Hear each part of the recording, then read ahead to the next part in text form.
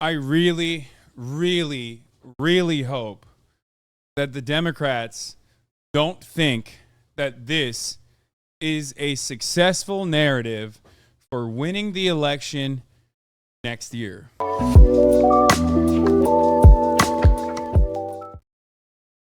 We're not going to do this millionaire one yet. Okay, let's get started. Russia accused Ukraine of attacking Crimea Bridge, a crucial supply line for Russia. Now to breaking news overnight on the war in Ukraine and a new attack on a crucial supply line for Russia. The bridge to the Crimean Peninsula was damaged and shut down overnight for the second time in this war. The bridge is a vital link between Russia and Crimea, the location of key Russian bases. Charlie D'Agata is in Ukraine. Charlie, good morning.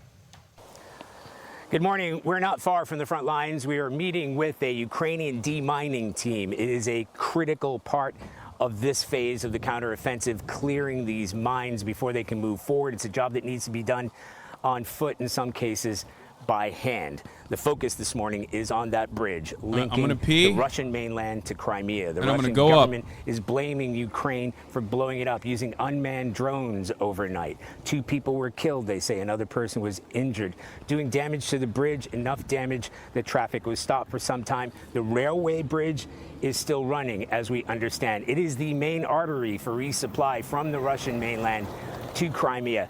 The last major attack was back in October. That was blamed on a truck bomb. Again, the Russian government blaming the Ukrainian military for that attack. In this recent attack, they've gone even further, saying that the United States and the United Kingdom is involved somehow. Now, coming back to the counteroffensive, the last time we were here, the village behind us was being fought over. Now, the Ukrainian military has managed to push that Russian front line back. We are still within artillery range. We've heard explosions here this morning. They are making progress. It is slow, but it is steady. For CBS Mornings, Charlie D'Agata, Valkia Novosilka, Ukraine. With us now, first on CBS Mornings, is Ukraine's foreign minister. That's Dmytro Kuleba. Good morning, Minister. Thank you very much for being here. I'll shake your hand. This bridge attack. Crimea is part of Ukraine before Russia annexed it. It would stand to reason in a war that you're behind the attack, your country. Is that true? Well, I learned about the incident from the news because of the time difference, so I don't have any official information. But the truth is that... Bro, this is literally what happens every time.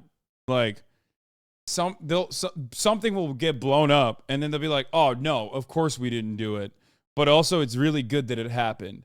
And then like 4 months later, the American intelligence will like leak a story to the fucking Western press that they actually gave a stern talking to the Ukrainian authorities. And warned them for months to not do this thing. You know what I mean? And it's literally how it works every single time at this point. Why would they deny doing it? Because you can say that it's like a bridge that civilians utilize. Like, people say, well, it's a bridge where like the Russian forces are being supplied, but it's also a bridge that, you know, connects Crimea to the Russian mainland. So you absolutely can consider it a war crime in the same way that when Russia blows up shit on the civilian infrastructure and claims that they're doing it for, you know, military purposes. It's just like bullshit. Not that it fucking matters. They literally blew up the pipelines, dude. They blew up the pipelines that were bringing in gas into fucking Europe. And it went nowhere. I felt like I was eating every crazy pill on the goddamn planet when I was talking about it. And everyone was like, Hasan, you don't have enough information for this. It's like, what are you talking about? You have to look to like who stands to benefit in situations like this, right? So, ultimately...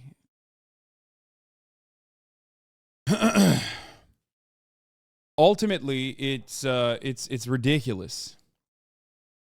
And this is what happens every single time. You lack the nuances on. I mean, you know what my perspective is on this, even though you might not actually. You might have just like heard other people speak over me on what my perspective is on this. It's still ultimately Russia's fault because they invaded Ukraine and they shouldn't have done that.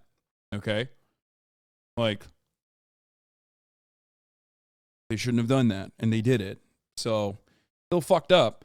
but that isn't stopping Ukraine from legitimately and regularly extending the boundaries of like how to fight with American weapons for the most part, with Western weapons for the most part. Russia had no choice, little bro. Yes, they did. They 100% did. It's not even a good move if you are like hyper pro Russia. If you're like some fucking Duganist pushing Z Pat sock or whatever, even then it's not a fucking good move. I am not a fucking NATO expansionist by any metric, okay? I do not like NATO. I'm hypercritical of NATO. I've spoken out against NATO all the time. The greatest gift of all time to NATO was given to NATO and the United States of America by Vladimir Putin himself when he invaded Ukraine, and not only just invaded Ukraine, but did it in such a spectacular failure way that it basically showed the other neighboring countries that were fearful of a Russian land invasion that were not a part of NATO that they would get fucking rolled.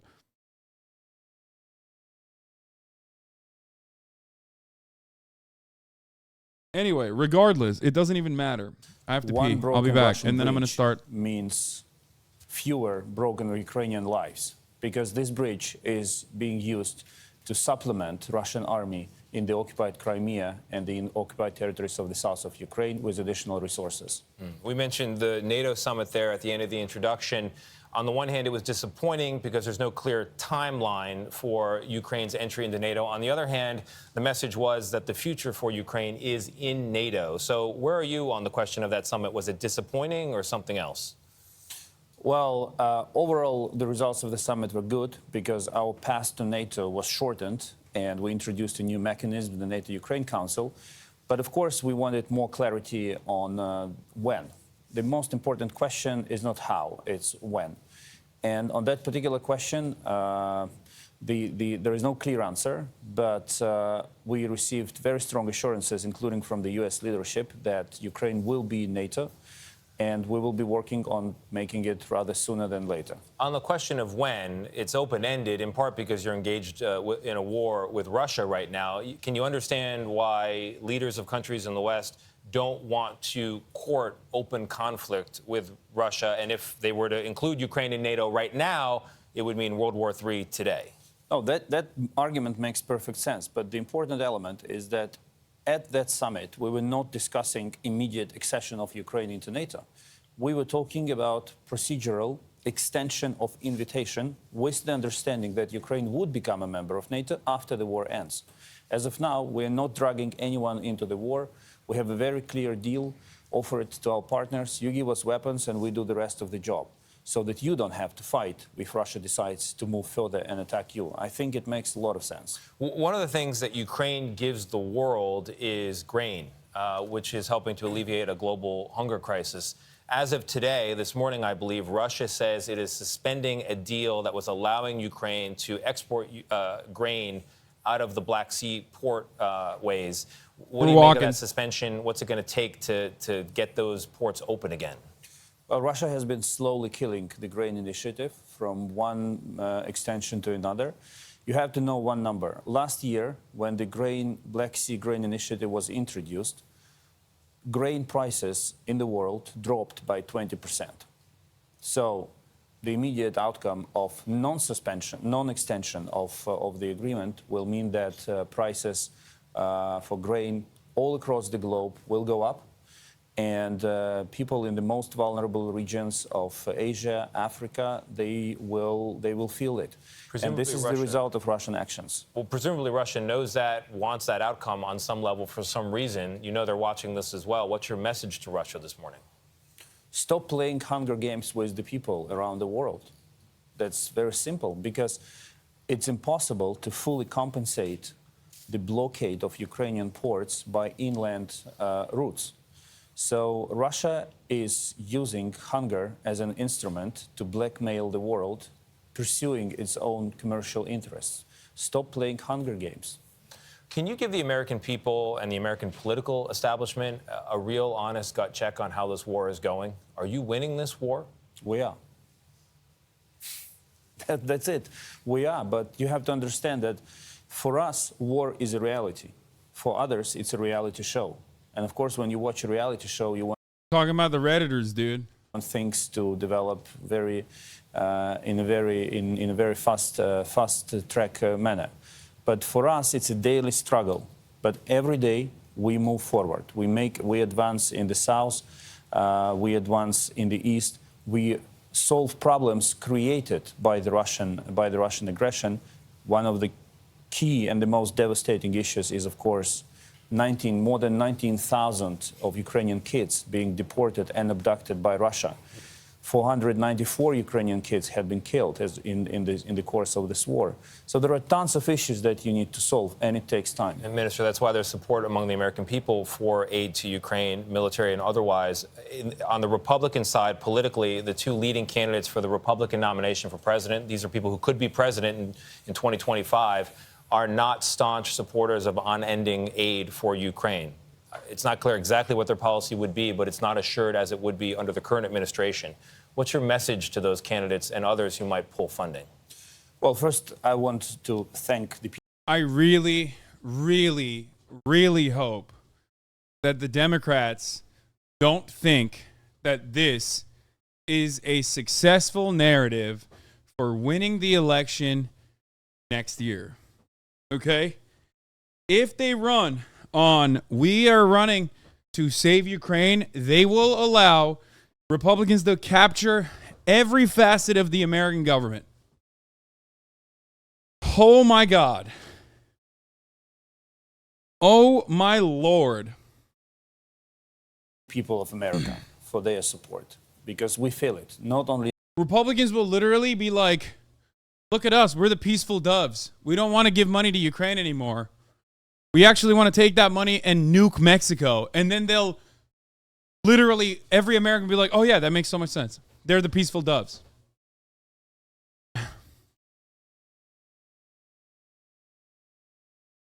I hate that. in the decisions that the Congress and the administration are making, but also in the way American people sympathize Ukrainians and wish them to win in this. Some people don't care about foreign policy. Literally, they have no care. As long as Americans die, they won't care either way.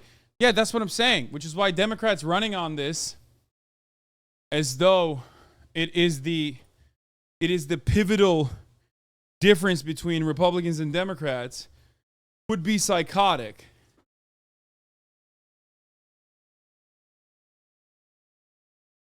This war and to end. Americans don't necessarily care about other countries or our own foreign policy, but they certainly, if you face them, if you ask them a question on whether or not they like $150 billion going to Ukraine, I doubt that the majority of Americans are on board with that. Bro, think about it this way. Even Afghanistan was considered a failure by the time we pulled out. It took 20 years, but that was our war. That was our war. We were doing it to protect American national security. It was sold as a necessity 20 years ago. By like year 4 or 5, people had already lost confidence. They were not covering it anymore. And then it became a big gaping hole in the American budget that, you know, kept expanding.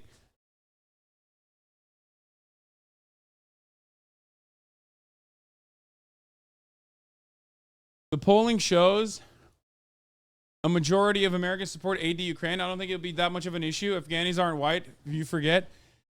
I think you are misunderstanding my point. Aid to Ukraine across the board is very favorable. It is very, very favorable. Like, that's favorable messaging. Of course people are on board with that. Who the fuck would say no to that? The difference is when Democrats make it their sole mission, if they start messaging around it, and it's no longer just like additional discretionary spending or anything of that sort, is when Democrats start messaging around that, Republicans will say, what the fuck are you doing? You're giving endless money. They themselves are also giving endless money to Ukraine. And it's no longer just aid to Ukraine. Because aid to Ukraine is humanitarian aid. That's the way it's presented.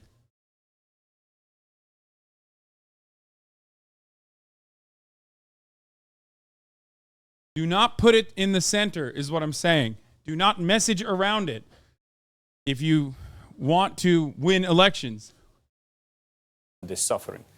When it comes to your elections, I mean, this is your internal affair, but our traditional support here is based on bipartisan principle. So both Republicans and Democrats support us, and I'm sure that the Republicans will find a way to convince their president, if he wins, to continue with the policy of supporting Ukraine. All right, that makes one of us. Dmitry Kuleba, thank you very much, Minister, for being here. Appreciate your words. For now, we turn to the presidential race here in the U.S. and